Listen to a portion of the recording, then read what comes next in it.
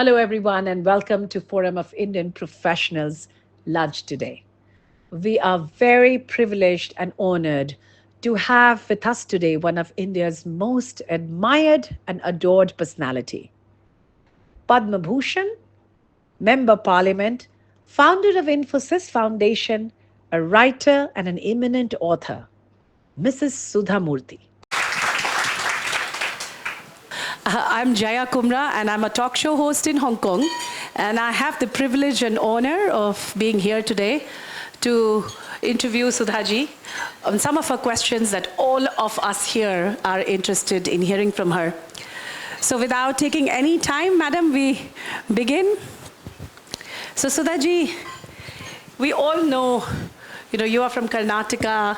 You were one of the first women to go into engineering, the first woman engineer in telco.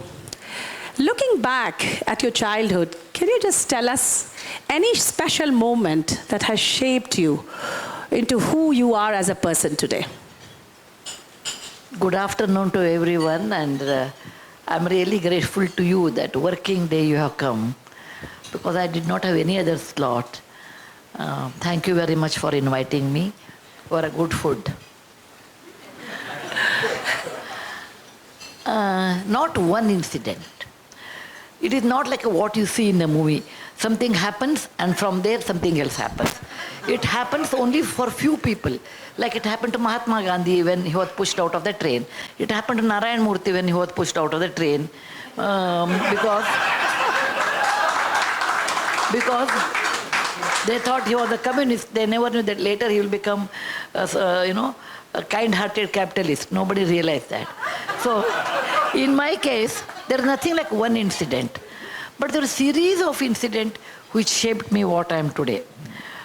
To some extent, everyone has a share. My grandparents, I don't come from a wealthy family, I come from a teacher's family.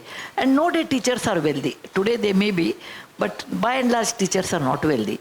They are, in the pursuit of knowledge, they are wealthy, but not in terms of money. My grandfather was a high school teacher. My mother was a primary school teacher. My father was a doctor and a professor in a medical college. And my brother who got yesterday Shaw Prize is a professor at Caltech. My sister is a professor in a Bangalore Medical College. So I come from a teacher's family and married into a teacher's family. Like my father-in-law was a high school teacher. The odd man out was Narayan Murthy, who went to business. Otherwise, we belong to a teacher's family. And when you grow up in a teacher's family, there are certain things which are unknowingly taught or you observe. That knowledge is supreme, Actually, to a great extent, impractical also. People will be impractical, and I'm very impractical in many ways in life. For example, marrying Narayan Murthy with no job. One of the most impractical ways. And whatever money I saved, cent by cent, pie by pie, giving that to Narayan Murthy to have his dream company, which may exist, may not even exist later, or maybe successful, may not be, but gave 10,000 rupees out of that. I've been impractical in many ways, but because of that only I have kept my innocence with me over a period of time. When you become too much practical, you lose your innocence. And if you lose innocence, life becomes extremely practical. And with less emotions, it is nice to be practical, but if you're too practical, you will never enjoy life, you will never be sensitive. So Sudhaji, is that innocence the reason for you being so full of life, energy, like always laughing and smiling and glowing even at this stage of your life? Well, there are many reasons why I smile, because I have seen a lot of difficulties in life, not in real life, but in my foundation life. I worked with Infosys Foundation for 30 long years. And my idea of India changed at that time. Otherwise, I was like any one of you, like a professional working in a big company. I was with Tata for a long time. But when I started working for Infosys Foundation, I traveled whole India. Thousands of, maybe lakhs of villages also. And handled 14 national disasters and one pandemic. I've seen death in front of me. In tsunami, you get only one hand, only one leg. drought I have worked, floods I have worked, in many areas I have worked, earthquake I have worked. All those things taught me India is not software. My husband believes in software, but being a computer engineer said India is not only software. India is also not only Bollywood. Because you go to any country, it's my own experience. I went to Chile, then I went to Cuba. I can't speak a word of Spanish. But the moment they see me, Madhuri Dixit, I said, I am not. But I am from her land. So, Sudhaji, I have a question for you for women in STEM. So you were one of the first women from, your college to go into engineering, then the first woman who, fought herself to be in telco. Women in STEM in India have gone up. Of course, you see the steady rise going up and up. But overall, if you look India or any other country for that matter, there are very few women still in STEM. Why is that? I mean, is it because we condition the girls that way, or what should we do as parents to make sure our daughters get more excited about that field? I have a daughter and 2 granddaughters and 1 grandson. I tell my daughter, bring up your daughters like lioness. Don't get scared. Bring up your daughters that what others feel, you should not worry. As long as you are legally, ethically right, you should do. Why women do not come up in a higher position? Not for the condition. When she becomes a mother, the priority for a mother changes. As long as she is not a mother, she can compete everywhere with her partner or equal in the office. The moment you become a mother, your priority changes. That's a universal truth all over the globe, that your priority will be your children. If you want to come up in your career, you require a family support 100%. Behind every successful woman, there is always an understanding man. Please do not forget that. Otherwise, it's not possible. And you require family support in a great extent, then woman can do very well. Otherwise, it's very hard to change her priority. She always worries the child and then the career. That is one of the reasons that why women do not come in a higher level. Though academically, initially you start, they may be 70% brighter woman, 30%, 70 to 30 in terms of marks academically. But when you come in real life, it is not 70 to 30. It may be 80 to 20 or 90 to 10 to that extent, depending on which industry you are talking. But Sudhaji, you, when Narayan Murthy sir started Infosys, you were a really promising engineer. In fact, you had fought your way to get into telco. And then you left that career and you went as a supportive wife, to help him build Infosys. Did it bother you at any point of time? Yeah, I'm a human, I'm not a Superman, superwoman. I'm a human being. I loved engineering so much, and that's the reason, when I joined engineering in 1968, where, I come from a middle-class family in a small town known as Hubli. No one knows except one lady I met just now. She said, I'm from Hubli. It's a small town. And they never heard a girl going to engineering because it was defined. Engineering means boys. Girls means BA, married. If you are very bright, do MBBS, get married, not even second degree. So it was not very easy for me to go into engineering.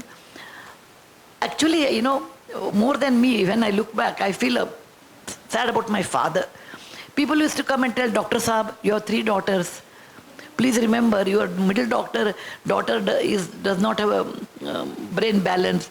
She wants to go to engineering. How will you allow her to do that? It is not meant for girls. Like, only women can deliver, like that, only men can do engineering, that kind of an era. So my father was troubled by all well-wishers, who will quote well-wishers, saying that your daughter should never become an engineer, she will be a burden to you, she can't get a man who will marry her. They never knew. Across Tungabhadra river, there was Narayan Murthy.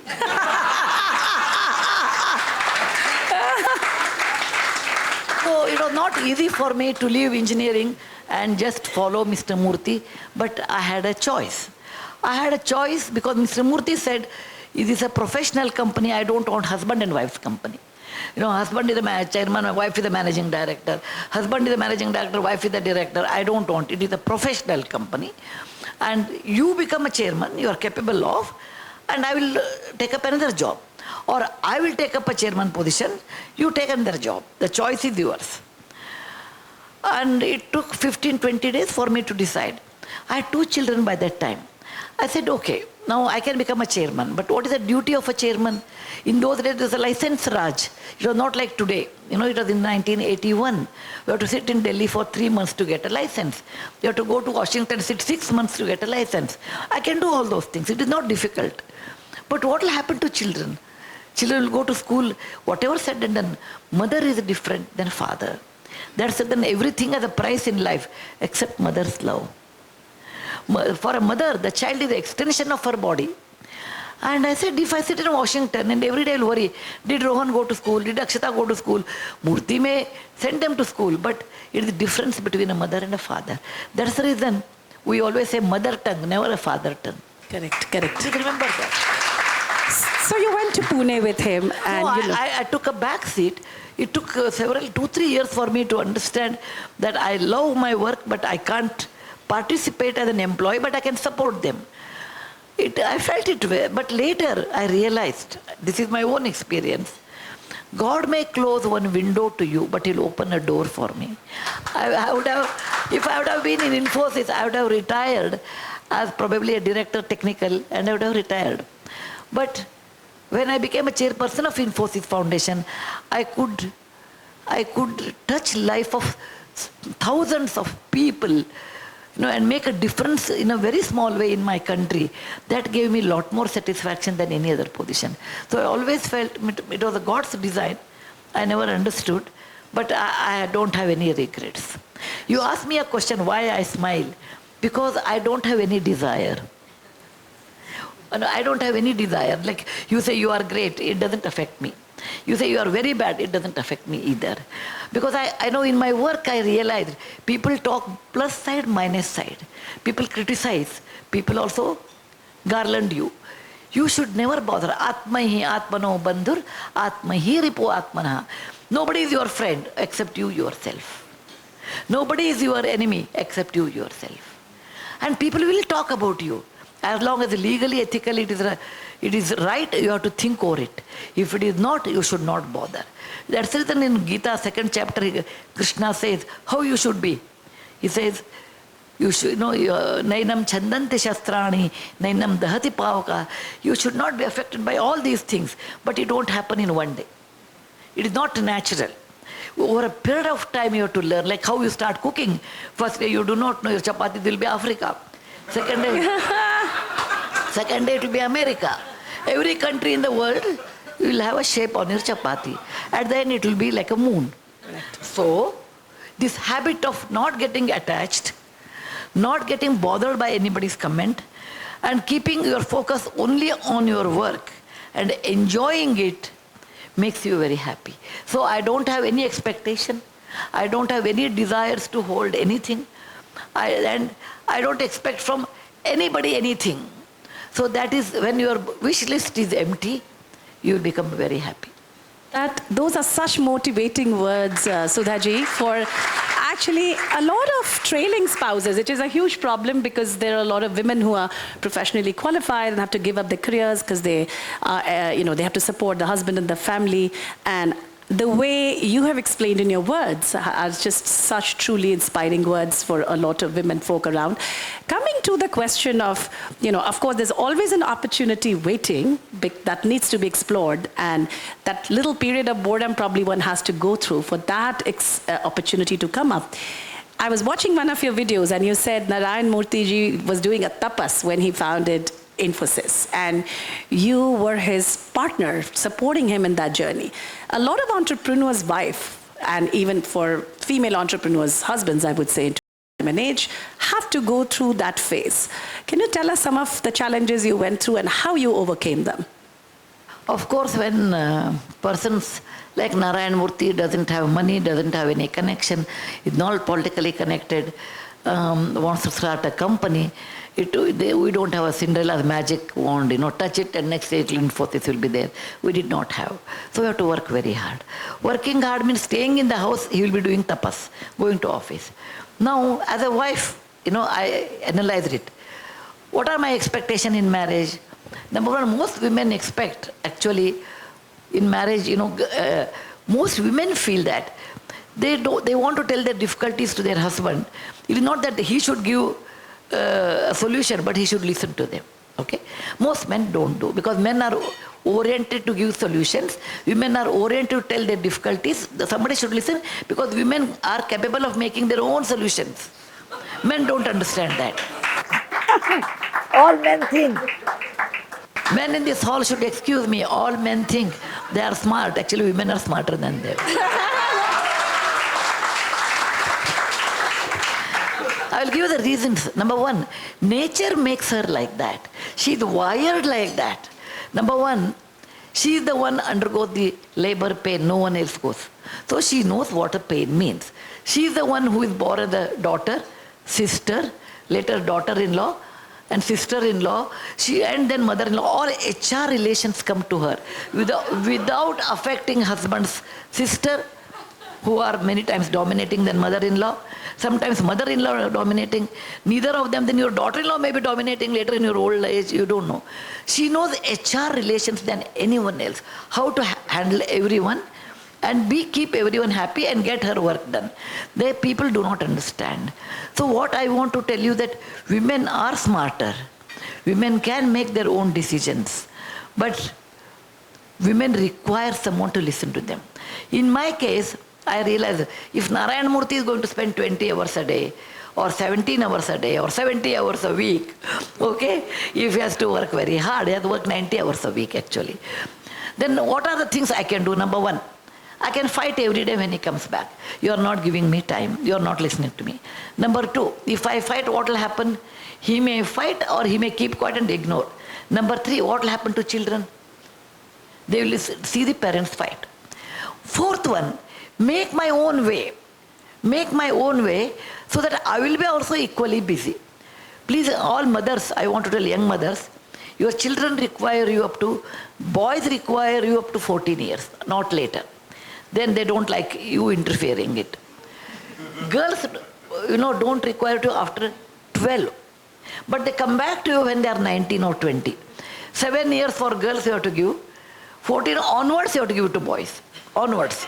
They won't come back. They'll go behind a girl. So when your children grow up to 12, 13, 14, they don't require you.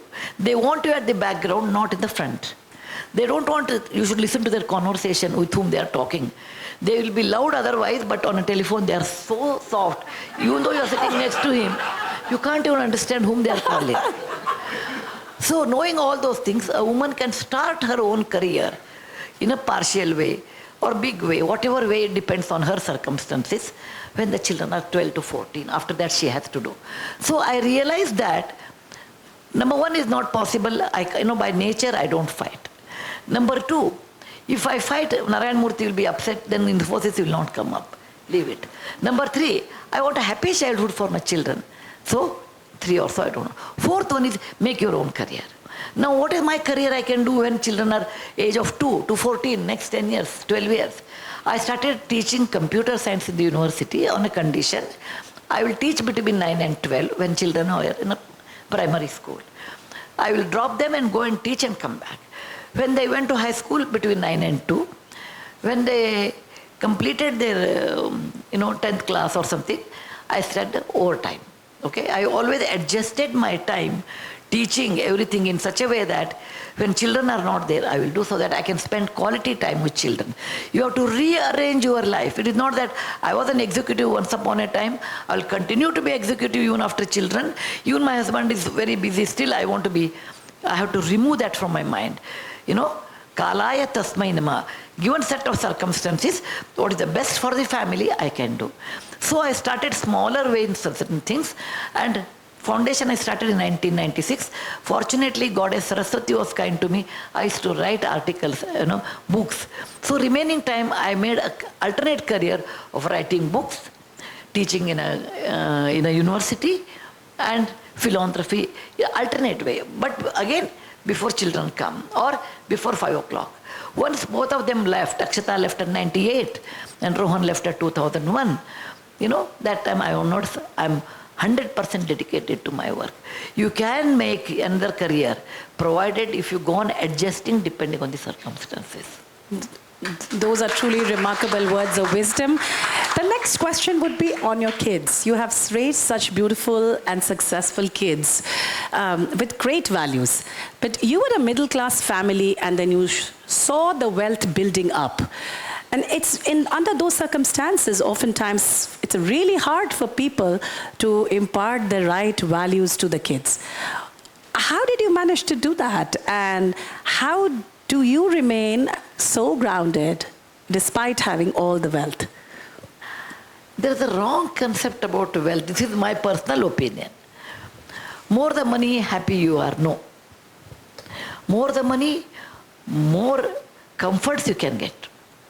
Second thing, maybe great extent I have seen, I'm not selling my book here, but I want to tell, I've written one article on my grandfather, red rice granary. So I was brought up in a family where giving away was very important. And again, how much you have to give, how much not to give depends on you. For someone, 1 crore is enough of money. Some people, 100 crore is not enough. So you draw your own line how much you want.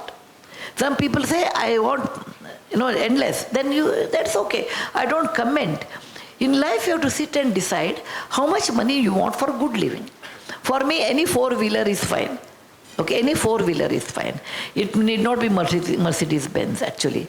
I never go on what people talk. I have a Maruti 800 unit back in Bangalore, which I use for my office. People say, why do you use that? I said, it's very convenient. Petrol consumption is less. It goes in a Bangalore crowd. It goes in a Bangalore crowd. It moves in a Bangalore crowd. Okay? And for me, any four-wheeler is fine. So for somebody, Mercedes-Benz is fine. That is their wish.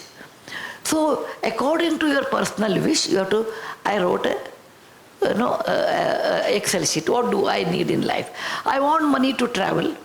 I need money for medicine. I require money for my children's education. Now I removed that column. Okay, I said my job is over. I require money to celebrate my children's wedding. Again, what extent? You can celebrate in 100 crore, you can celebrate in 10 crore, you can celebrate in 1 crore. So in a reasonable amount of 30-40 lakhs, not more than that. That I felt is also too much. Okay.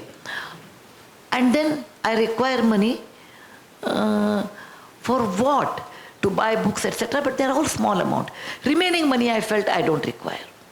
I don't require. Then what do I do with that money? I said that is meant for people. Because the society has given me so much, and I feel very happy to give. It is not that for the namesake I give, somebody says I give, none of them, or the scripture says no. I feel very happy when I help others. And that is my real happiness. Let me do it now. Now if you come to my house, you can't steal anything. I have 5,000 books, no thief will take. I have old saris. I have old sari 70, 80. Okay, nowadays nobody wears sari. A thief will never take those saris. Okay? Now, if I have gold, there's nothing wrong to have gold. Keep in a bank, worry about it, keep the keys. Why do all those things? For what reason I should do? I've given education to my children. They are earning on their own. And I don't interfere in their lives. Not at all. Unless they do drastically something wrong, then only I interfere. Otherwise, I close my eyes. Why do I require? I have my own house. I have my own house. I have my own dog, Gopi. I have my own car. I have a driver. I have a cook. Off late I have a cook because I can't cook and it takes so much time. For me, I can't afford the time. What do I really require in life? To show somebody I'm rich, I don't have to. I don't have to show anybody anything. Neither I'm poor, nor I'm rich. No. Like your own happiness. I have my own happiness. I give it to you people. And you people should say, Sudha Murty is very nice. Then I feel, all of them are telling me very nice. Then I'm happy. What a miserable way. My own money, I have to give it to all of you. You have to, you have to sponsor me. Then I feel happy. Why do? I myself should feel happy. Keep the money within myself. So I don't worry about what people think as long as legally, ethically. Okay, comment, no. And that is the real reason I'm happy, and I taught my children this much. But again, remember, all mothers here, you can teach your children up to a certain age, not forever. Once they are married, they have their own partners, husband, wife, whatever is today, and they come from a different culture. They may have a different set of values. Your daughter or son should, assimilate with that and make their own value system. So, your children, you can teach them up to a certain age, and after that you have to leave it to their lives. You cannot run marathon for them. You have to run your own marathon. Correct. That's all I say. Absolutely. So Sudha-ji, you are a versatile genius. We all know that. You started from engineering, you pivoted your career into education, and then won accolades there. You went into writing, won accolades and awards there. So what inspired you to write? I mean, I know we understand you used to write from before, but where do you get your ideas from? And you recently got the Bal Sahitya Puraskar Award, so you went into children's genre. So what excited you? What was the inspiration behind that?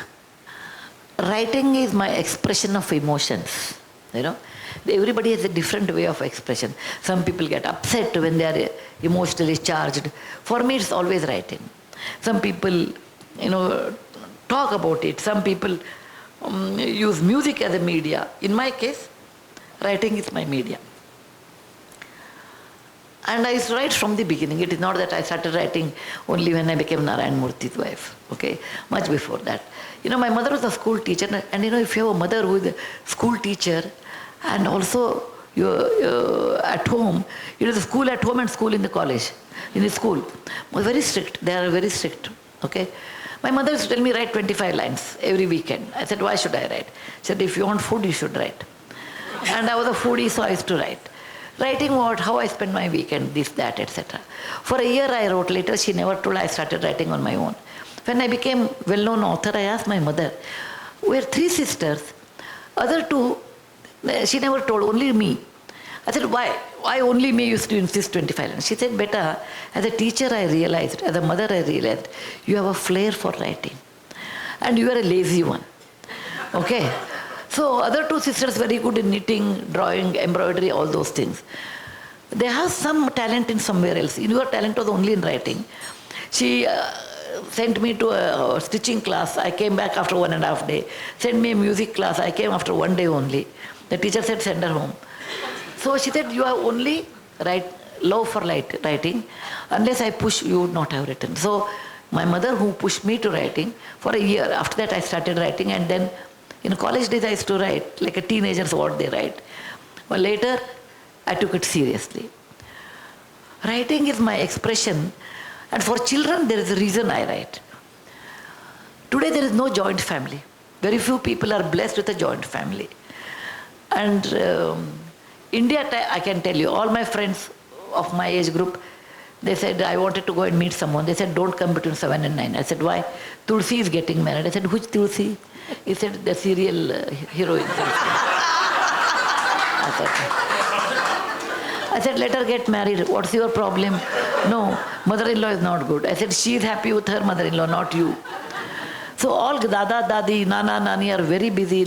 Most of them are busy in 7 to 9 TV serial. And both parents are working. When they come back home, if the child says, tell me some story, everybody will get. And Bengaluru traffic, the office will be over at 5:30, will reach by 8:30. They want to hit the bed. The best way to keep children busy is get them a computer game. Children are happy. Dada, Dadi, Nana, Nani are happy. Parents are happy. But the values what our parents know.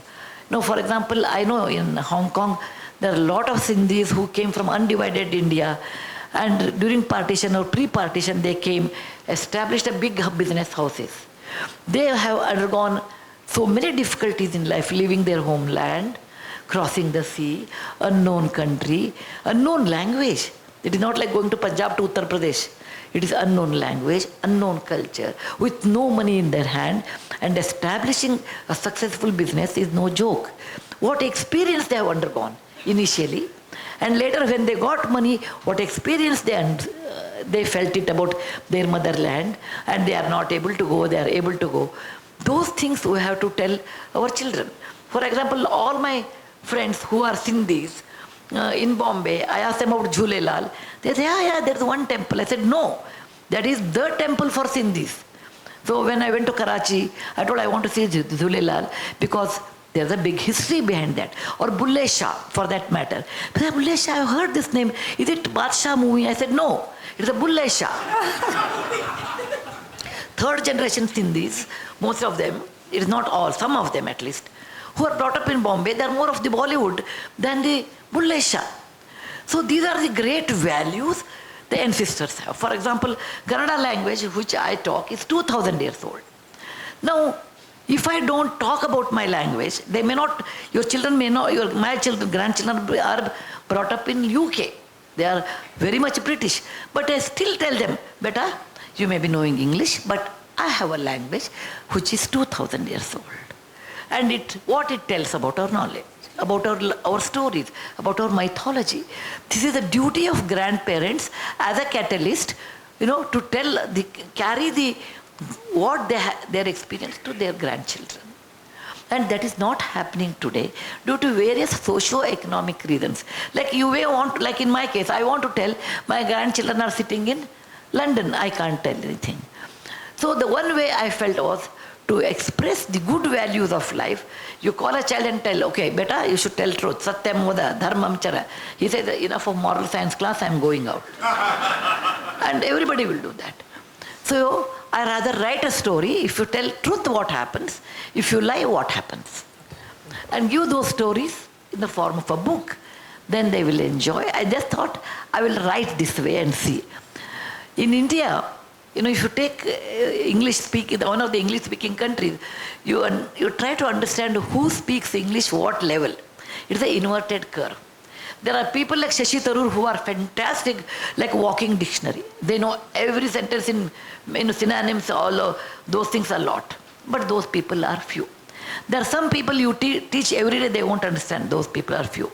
Majority of them are colloquial English they know. I sit, I got up, that kind. They are not English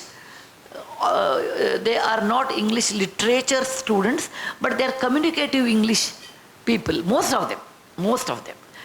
So if you write a book for a child, like Enid Blyton's book they read, Enid Blyton says there are famous 5, they went to a cave, they went to a village. In Indian scenario, today's scenario, if you send 5 children outside your house, cross the road and see the cave and come back, they won't come back only. It's not easy. In Delhi and all, I will not send somebody like that at all. So there's a vacuum. Children who can talk in English, converse in English, read in English, and they did not have a non-detailed text, non-detailed books, apart from your educational books. There is a vacuum of English authors for Indian children. I'm not talking about Hong Kong English children, because yours is all international. Our people in general, they go to an English medium school, come back, but they can't read in Kannada, Hindi, Marathi, Bengali, Gujarati. They are going to English medium. There was a vacuum of this.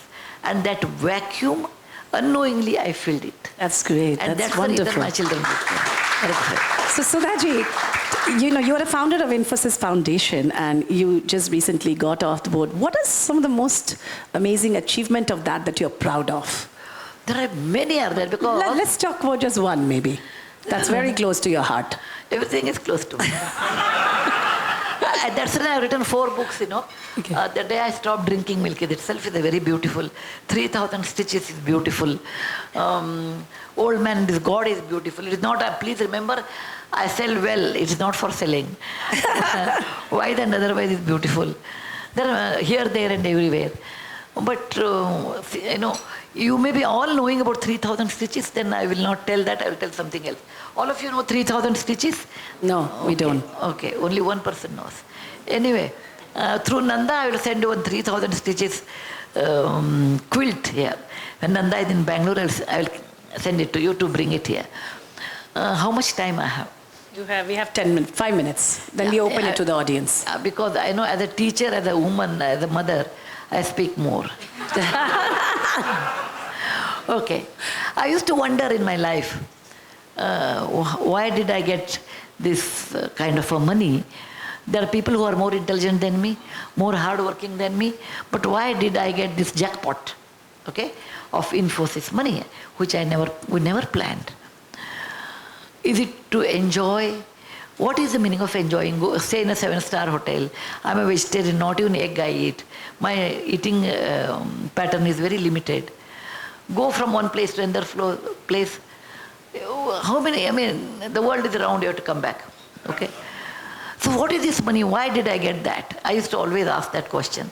And I got the answer. I started working with sex workers. Okay, it was the most difficult job. Please, if I will send that one with Nanda, that book, please read that. I wanted to work with sex workers, and first time I went there, and what you see me today, I was not like that 30 years back, I had a bobbed hair. I used to wear a jeans pant and a t-shirt. They looked at me and they threw chappals at me. They said, don't come. Next time I went after 20 days, 30 days, they threw rotten tomatoes at me, sex workers. Then I cried. I said, why should I do this work when they are not interested? My father said, first you have to become very simple, looking like them, then they can relate to you. Then I said, what I should do? I said, you tie your hair, wear a sari, put a bindi, wear a mangalsutra. I said, I don't believe in all those things. He said, the goal is important, not the route. Anyway, my work started with them. And he told me, my father told me, if you could change 10 sex workers to real life, I'll be very proud father. I gave birth to a daughter who could do such a tough work. When he died of a heart attack, I could change only 7. I got a very good person from Bihar, Abhay, and together we started work. Without Abhay, I would not have done this job. We were for 20 years, continuously 20 years. After 20 years, 3,000 of them changed. And I changed. And they, my father introduced me first time. My daughter Sudha, she's a school teacher. Okay? I said, why did you tell like that? He said, don't ever talk about Infosys and all, they will not come near you. Best is a school teacher. You are a professor in a college, school teacher and all, same. So, and then they wanted to thank me after 20 years. It is a good, they used to call me Akka. Akka in Kannada means sister. And fortunately, they did not understand Infosys. That was an advantage to me. They wrote to me, Akka, you have done so much work for us. We established a bank for them, lot of work we have done for them. We want to thank you, so we want to send you air-conditioned Volvo bus ticket. That is their height of luxury. I went there and they said, Akka, you must talk something to me. 3,000 of them, 2,000 their children, all came in a very simple dress. Some of them have become constables, nurses in a smaller job. I'm an extempore speaker because I don't have a great memory. What lie I told you yesterday, to remember that and continue the lie. I can't do that. Best is be truthful, then you don't have to remember. So I went there on the podium and I was not able to speak at all. First time in my life, I was choked. I looked at all their 3,000 faces and how they were treated by their clients, how they have come out and they have made their own life. Okay? Everybody has their own business, small business. I just choked and I only told, I can't speak. They said, you have to tell something. I quoted a shloka from Mahabharata. Natvaham kamaye rajyam, na swargam na punarbhavam, kamaye dukkhataptanam praninam artinashanam. Oh God, don't give me another life. If at all you want to give me, don't give me beauty, don't give me money, don't give me kingdom, give me a soft heart and a strong hand so that I can wipe tears of others. And on this stage, I realized like how Buddha had Jnanodaya, I had, why I was born, why the money was given to me. The money was given to me like a jackpot so that I can help people like them. That is the reason God gave me money. My wish list became zero. My heart became so light. I became so much relieved from everything. I said, this is my life. This is my life. I have enjoyed. When I go up, without any hesitation, I will go and meet God someday, and I will tell him, you gave me an opportunity, you gave me enough education, you gave me so much money. Thank you, I could serve your children. That thought made me so light. 1 minute, I will tell 1 more minute. Those women said, we want to give you a gift, Akka. I said, what do you want to give? They said, each one of us have put 1 stitch. We have made a quilt for you. And there are 3,000 stitches, because there are 3,000 women, which will be cool in summer, will be warm in winter. And being an 𝒂𝒗𝒻 Murty's wife, I said, okay, let me do little more entrepreneurship. I got them quilts from Dhaka. They make a good quilts in Dhaka. Gave them and put a teacher for them. Now they make a lot of quilts and sell. And I always gift that. I don't gift people with other things other than quilt, including our Honorable PM. When I met first time, I gave him the quilt. Our President, I gave the quilt. People call me quilt woman nowadays. Doesn't matter. So the book is 3,000 stitches based on that. And with Nanda, I will send 1 quilt to your organization. It is not beautiful. It is not artistic. But ये चूड़ी नहीं है मेरा दिल है, ये धागा नहीं है इसके पीछे किसी और का कहानी है, एक स्टिच में एक कहानी है उसमें. धन्यवाद. Thank you Sudha ji. ये वाली बुक तो हम ज़रूर पढ़ेंगे, जितने भी यहाँ दर्शक हैं. So now you are a member of parliament.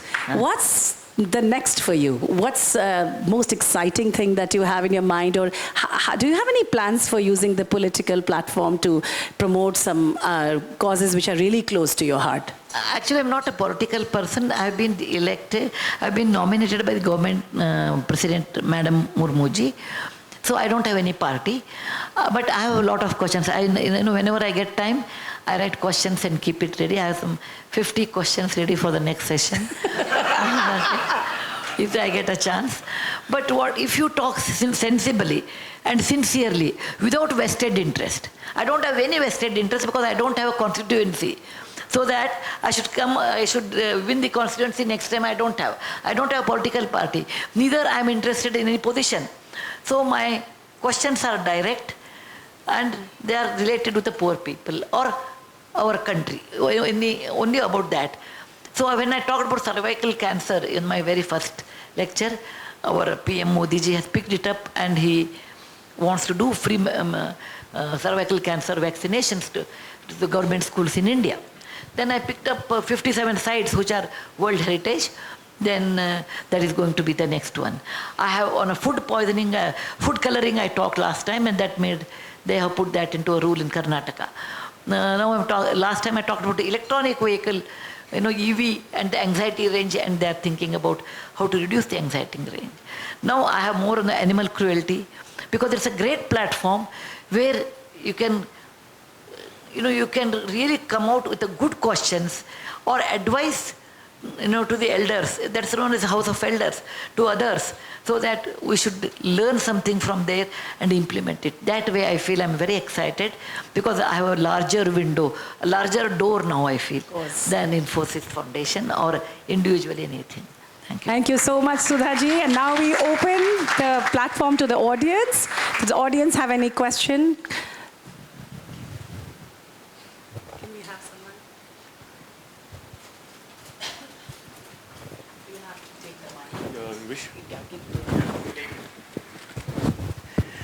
Thank you, Sudhaji, for being a role model to so many of us, especially women entrepreneurs, and it was such a privilege to listen to you. My name is Gitanjali, and I wanted to ask, we know about your having written to J.R.D. Tata, challenging the gender biases in his advertisements. What would you write to him today? What I will write to him today? After 50 years, I went back to Telco, which today is known as the Tata Motors. I went there. And on the shop floor, there were 300 women who were assembling the passenger car. I went there and I cried. I cried because in my own life, I could see there is a change in gender or gender bias. Because I was the only girl on shop floor. Today I have 300 people who are working in a shop floor. So if I have to write, if JRD would have been alive, I said, thank you, sir. Your one effort has changed the industry. I would have written a simple. Thank you, Sudhaji. I'm the understanding man behind Jaya. My question for you is, so many Indians are so proud that someone of Indian origin became Prime Minister of the UK. How does it feel to be mother-in-law of that person? Actually, it did not affect me at all to an extent. Can you imagine? I did not, because I know it's a political job, will not be forever. It has a short period, okay? Very short period. So, irrespective of that, there's a very famous drama written by Shakespeare, King Lear, how much a daughter loves her father. So, Rishi's position is independent of my affection to him. It doesn't matter whether he is a banker or he's a prime minister. As far as I'm concerned, he's my new son, and that's all. And it really never affected me. On the contrary, you know, I did not go many times to London because I used to feel they are always busy, you know, better that. And again, you know, my country needs me more, I felt it.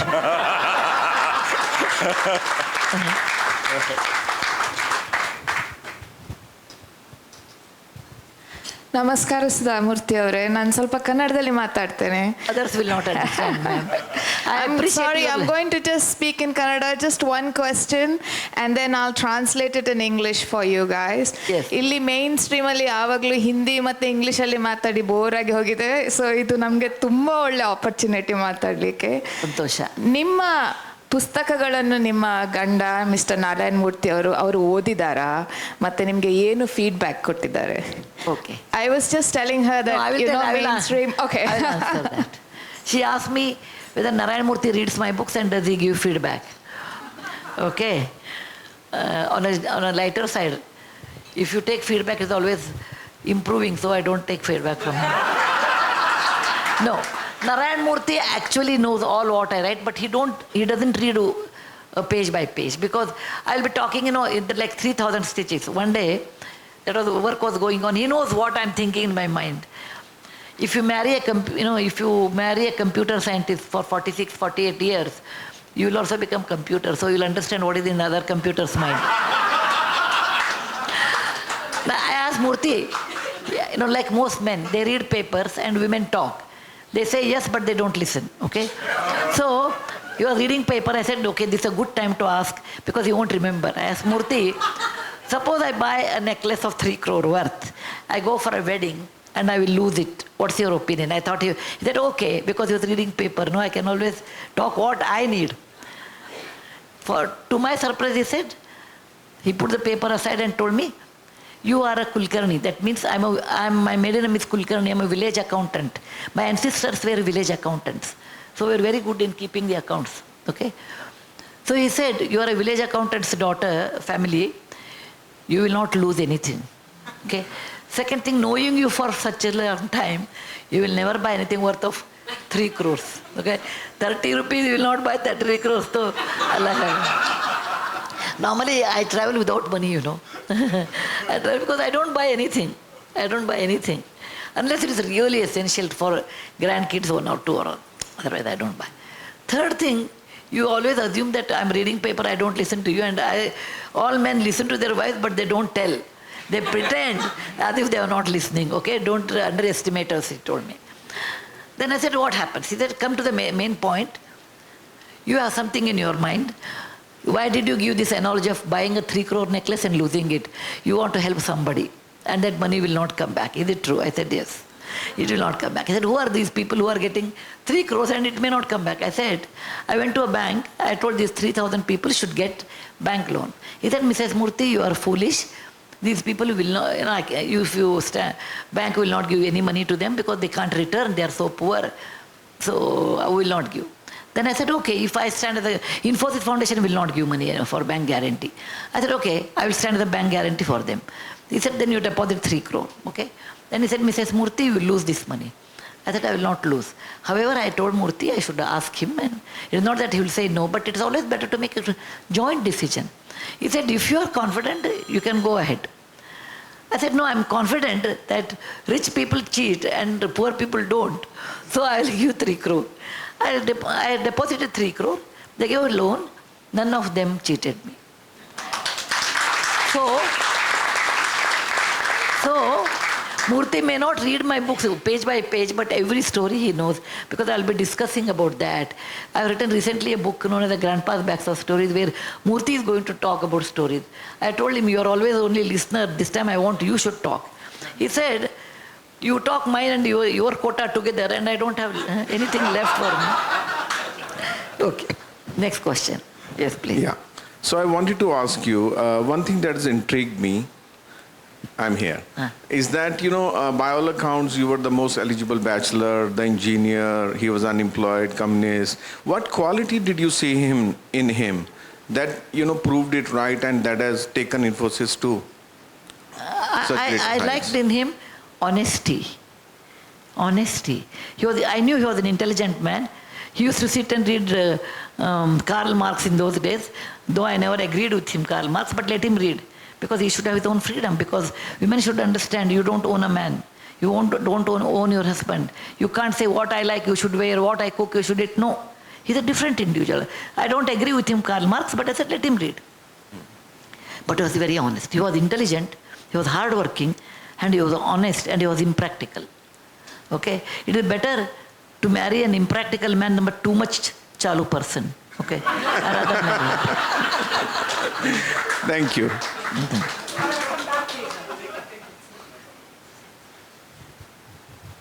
Yes, beta. Namaskara, Sudha Murty, ma'am. Out of all these decades, you have done a lot of philanthropy, I know. You have touched many hearts, you have helped many of them. If you have to name one person out of all of them you have helped, who taught you something, who touched your heart, who is it? Everybody has taught me, not one person. Every receiver has taught me in some plus way, some minus way. They have taught me many lessons. What is the best lesson you can recall which you learned from? You give me 2 hours time here, I can recall. In 5 minutes, I will answer. For example, there was a lady by the name Ganga. Okay, please sit down. There was a lady by the name Ganga in a village, and she was a widow, extremely poor, no money. She was like a, wood seller. You cut the wood and sell in a hills area. She taught me a beautiful lesson actually. You read that Ganga's water or something I've written, I don't remember the title. She met one beggar, poorer than her, okay? Because Ganga never used to beg. She used to work hard and cut the wood and sell and get some money. The beggar came and said, Akka, I have my skin problem, and doctor told me, not doctor, someone told me, you should have bath every day, and that is a water scarcity area, okay, near Kolar. So will you give me half a bucket of water to take bath? She said, no, I have to fetch water from a mile and all. He begged her, you are richer than me. Then Ganga felt, at least somebody called me a rich person. She started giving him half a bucket of water, then he was all right. The next day, after 1 month, he brought one more beggar. He also had the same problem. So Ganga, you read that pool, because I don't have time to tell. Over a period of time, Ganga got 250 clients. Nobody is giving her money. Everybody wants half a bucket of water. And people started also helping Ganga. And she became very poor. But still if she was poor, go to the forest and come back. And I went and met her. In my work, I meet all these people. I said, Ganga, I want to give you 100 or 200 or 500 bath soaps and a towel. When these beggars come, take bath, give them one bar and a towel. She said, Akka, you have not understood human mind. I said, what is there? I want to help. He said, practical things you have not understood. I'll give them panje, we call in Kannada, or a towel and a bath, this one, soap. After 1 month, that fellow will come and said, I want the change of brand. Third person says, second person says, I want different type of color towel. Anyway, you are not giving, Sudha Murty is giving. No, tell her to do that one. And now I don't lock my house, because I don't have anything in the house. You keep your sabun and panje, I have to lock my house. And people will go on complaining, Ganga used that one, Ganga sold that one. All those things happen. When you do philanthropy, you will get a bad name at times. If you're too kind, you'll get a bad name at times. So somewhere be practical that you should not be too kind. Somewhere you have to stop and learn this one. I learned from Ganga, somewhere, even though you want to help people, you become practical at the end and draw a line. Otherwise, you will get a bad name. Thank you. I think it is in some book, I don't remember, Ganga's Ghat, I think something I have written like that. Yes. Ma'am, it's been an honor. I want to go back to your... I want to see your face. I want to go back to your comment on raising daughters as lionesses and as well as developing an alternative career during your early phases of motherhood. We also have positive reforms in the country, for example, the maternity bill, that supports the idea that you've been advocating. But my question to you is, one, I mean, how feasible it is for many mothers to do that? Secondly, I speak on behalf of many mothers who actually resisted and protested the introduction of the maternity bill, which allowed them, an extended period of time with their children, which was, of course, important for the mothers, for the development of the child, because of the impact it would have on their employment and workforce. So there's this very paradoxical situation where on one hand, we are advocating for these physiological and important ideas for women, but the reality is so different. We do need change in the mindset. What are your thoughts on that? Yeah. You have extended maternity leave. We used to get 45 days in my time, only 45 days. Okay. Anyway, I want to tell young mothers who are working, you can ask a lot of concessions. You want 1 year maternity leave with pay, another year without pay, third year half pay. You can ask all those things, and which are needed as a young mother. Look at the employer side. If I employ a lady and she has a baby, 1 year with pay, second year half pay, third year no pay, I will lose her for next 3 years. And if it's a technology company, after 3 years you don't use your technology, the technology is so fast developing, you'll become obsolete. Okay. As an employer, then I think, why have a lady? Better have a boy. I will save money. I will have latest technology. If you ask too many things, then you are blocking the employment for women. Okay? But if you don't ask, your child will suffer. How to solve this one? Catch-22. I tell your husbands that one, respective husbands, you want your wife should work, forget about olden days. My mother used to cook so good paneer, so good saag. Yes, your mother was at home. Your wife is not at home. Your wife is equal when she gets equal salary. The moment she comes, she can't become mother.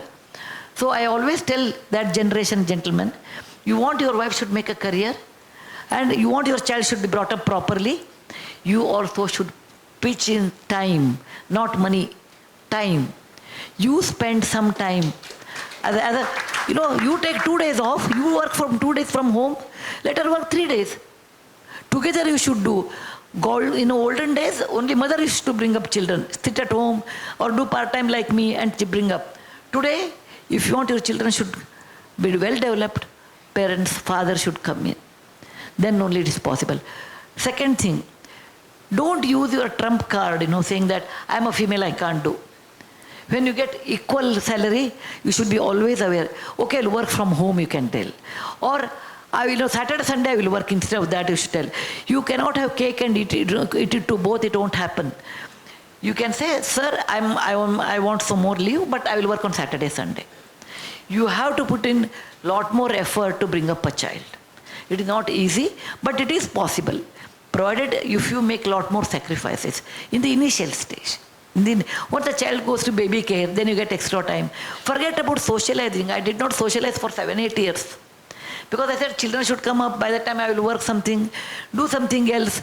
Socially, wedding and all, I never went 7-8 years. People get married, why? We don't need actually. In any wedding, father, mother, bride and groom and their parents are required. People like us, rest of us, mrishtanna mitre jana. Laddu size was good. Laddu size was good. Buffet was North Indian, South Indian was less. Buffet was only South Indian, dosa was not good. Why go for any wedding? I tell them my best wishes are with you, and particularly place like Bangalore. From Jayanagar to Yeshwantpur, you go for a wedding, one day is gone. You go for a wedding anniversary. So I always tell my best wishes are with you. All my cousins' weddings also, children, my best wishes are with you. As and when I get time, sometime I'll come and visit them. Sometimes I visited them after 3 years when they have a baby. Doesn't matter, doesn't matter. Priority should be given to the work. And a family relation is equally important, but adjust whenever you have time. Then only it's possible. Otherwise, if you take a lot of leave, you will block employment for other women. Nobody will take women then. Thank you. Your works have been translated into many languages and have been read and loved all by people all around the world. How does it feel to know that your works have had such great impact on people? Yeah, is it your question or your mom's question? It's my question. Your question? Well, better at this age, initially I used to feel very happy. Look, my books, actually I have 310 titles altogether. 42 books. He said, your book is on each table. I said, how many tables do you have? Because if you put every book of mine in English, you have 43 tables, I think. You should have 43 tables. Anyway, I have 43 books. I have 23 language translation. Then I have 310 titles. Initially you feel nice. Later you feel good. It can reach to other people. But only thing I learned, when you write in English, it reaches a lot more people than any other vernacular language. That is the advantage of writing in English. Otherwise, my initial is to write in Kannada, some of them. Later I said, no, I'll switch it to English so that it will reach a lot more people. I feel nice, so many people read. So we take one last question from our Consulate General. Yeah. Yes, ma'am. Ma'am, it's been such a privilege listening to you. I wish we could all just sit here all day and just listen to you talk. This is the wisdom of a lived experience of a lifetime that you're sharing with us, and it is more precious than any wealth, any gems, anything else. Thank you so much. Thank you. Ma'am, you have that rare combination of being an engineer, being a woman, being a leader, and a very fearless leader. And now you're also Honorable Member of Parliament. So ma'am, I was wondering that would it be possible for you to take up two issues that we currently face? One is, of course, air pollution. Every time in winters, in Diwali, now that you're a Member of Parliament, you would be staying in Delhi for some time. You would see how the AQI index just reaches 600, 650, 700. It goes to 999. 999. Because it is more than 1,000, but there are no digits left there on that. Yes, yeah. So, ma'am, is it possible that, as a Member of Parliament, you could lead a task force? Because you have the technical capability, you have the leadership capability, and you can also bring all factions together. Because people see you as a neutral arbiter. You don't belong to any political party. When you speak, everyone knows that you speak from the heart for the betterment of the country. So is it possible to put together a task force that will set together, some parameters that within the next 1 year or next 2 years, we will address this issue of air pollution in north of India that happens every year? And the second, there are actually two more things, but I don't want to overload the plate. But one, of course, is the cancer epidemic that is now hitting India. I have seen, particularly in Punjab, where I belong, the number of cancer cases are just shooting through the roof. You go to any cancer ward in any hospital, it is just overflowing with patients. What are the underlying causes for that? Can we have some parliament-led inquiry to look into the causes? There can be disparate causes. It can be anxiety, stress, lifestyle, food, so many things. But a dispassionate inquiry into the causes of this spurt in cancer cases. And the third one, ma'am, is the use of sugar. Because now India is increasingly becoming the diabetic capital, and there are again, reasons for it. One is, of course, sedentary lifestyle. One is that we are still eating food that we used to eat when we used to exercise a lot. We used to walk, we used to do manual labor, but now we don't do that. But we are still eating all those high-calorie items, and also the excessive use of, artificial sweeteners in everything you have on your supermarket shelves. Whether it is your beverages, Coke, I don't want to take any brands, but I'm just giving an example. So beverages, your fast food processed items. Is there some way of putting in place some regulations that will ensure that what people are buying off the shelves are healthier and then don't lead to other health problems like, diabetes and other things? Of course, we are doing a lot to promote yoga. And you will be happy to note that in Hong Kong, every year when we have the International Yoga Day, we have many events in the run-up to Yoga Day, and people really participate with great enthusiasm. So there are efforts being made, but now as a Member of Parliament, I know you have a full plate, but 3 wishes from our side, ma'am. Thank you. Thank you. Thank you. Now, number 1, pollution.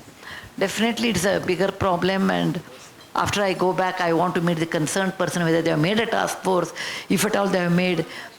Then I will find out what is going on, what stage they are there, okay, and what are the simple remedies first, okay, not difficult ones, simple remedies first. That I'm going to talk to them, but it takes some time. I will be in Delhi for 5-6 weeks this time. I'm going to follow up and see what they have done. And I'm sure they must be having something, but what extent they are working, that I have to see. The committee may be there, they might not have met, they might not have done any work, something I want to, and I definitely want to give my own opinion, and there are many experts are available, we can take their help. Second thing regarding cancer. The number 1 cancer is, the number of cancers have increased for various reasons. One is there was no diagnostic center before, now there is a diagnostic center, it's one of them. Of course, lifestyle, and that I raised in Rajya Sabha. Food and pollution is actually causing one of the, a few reasons. Artificial coloring of the food, and this Ajinomoto kind, what is that, tasting powder we call in India. Yeah, those are the, they are the one of the root cause, they say, and we have to have I have talked to them and I have told them, I told Chirag Paswan also that you should have a good lab, testing lab in all hotels. What kind of food they give. In India, nobody comes to know. I'm sure in Hong Kong they will check their quality of food. In India, nobody knows because there are no good testing labs, and you have to test, give them heavy penalty, suspend license, etc. Unless you do, people go on adding Ajinomoto as well as coloring of the food. That I have raised. And we have detection camps now to increase number of detection camps. Cervical cancer vaccination has come, that might reduce. And government has now �Ա𝑦ushman Bharat scheme so that even in cancer patient will get no treatment, etc. But prevention is always better than cure. We have to work on it. It's a real big problem. Third thing, coming to the sugar. No rule, actually ma'am, with my experience I'm telling you, no rule can eliminate that. It is your mind and the society should determine. Every sugar factory, there are so many sugar factories that are opening. When I asked them, why do you make sugar factories? There's so much diabetes. They said, ma'am, there's a demand. In business, there's a demand and supply. Nobody does philanthropy. Philanthropy is entirely different. Business is different. Don't, club them together. It won't work. I heard, my brother is married to a Japanese girl. So my bhabhi is Japanese. I asked her, how does Japan do in this? There is a national thing. Her father told me, in World War II, they decided they should not have sugar because the production was very low. So they wrote in a restaurant, don't, as much as possible, don't use sugar. There is to be sugar cubes in a bowl. Everybody will drink tea there without sugar because it is a national calamity. We should not use. When I was young, 1962, that time there was current shortage, there was the Indo-China war. So the rule was you should use less current, electricity. So it has become my default that the moment I'm going out, I'll put the switch off the light. So if the society becomes aware, and then only you can stop. If there's a less demand, sugar factories will be less, sugar will be less. Look at Delhi. For Delhi, everybody, for Diwali, everybody wants a mithai packet. We can reduce it. I know in Jain community, anybody is here in a Jain community? Anyone is here? Yeah. I found it in the Jain community in Karnataka. Very nice. The elders sat and said, look, we are spending too much on sugar. We are spending too much on wedding lunch and dinner. It becomes a headache with the competition. आपने कितने sweet किया 10, हम 12 करेंगे. आपने 20 किया हम 25 करेंगे. So they said, if including water, if there is more than 13 items are there in any thali, elders in that community will not eat. They will boycott. And now they are reducing. Suppose you make a law that sugar should be used less, then they will do a black market. For example, if the Japanese method of keeping the sugar bowl there and giving patterns, writing there, don't use sugar, or people will say, anybody is nobody. Look to the left, right, look to the left. Nobody there, okay, put 2 sugar bowls in my purse and go. No, the attitude of yours, look, I don't want to promote sugar, okay? I don't give sweets to anybody. If somebody mehman comes, then go on pushing. खा लो, आज एक दिन diabetes है, आज एक दिन खा लो, कल से देखेंगे. अरे, in India, if you live every day, आज एक दिन, there is the shadi, there is the barat, there is somebody dies. Okay, चौथा दिन, prayer day, every day. That fellow is to write like 5 sugar sugar items. You'll have 7. When he was alive, you would not have given, but when he dies, you will have 7 sweets. So unless the society thinks, okay, let people talk, but I will not serve sugar. Okay? Unless the people think about it, like how Jains have boycotted, saying that we are not going to have more than 13 and not more than 2 sweets out of 13. If you make that one, then you'll remove sugar from your menu, then sugar companies will not come up. You know why? It's a simple business. There's a demand, there's a supply. Let us not have that demand. That's what I feel with my experience. Thank you so much, Sudha ma'am, for being with us here today. Your words of wisdom will be cherished by each and every person in this hall today. We will all remember. Thank you so much for coming to Hong Kong. Thank you. Now, I would like to request our President, Mr. Gautam Bardaloi, and our Consulate General, Ms. Satwan Kandalia, to please come and give a token of appreciation to Ms. Murty.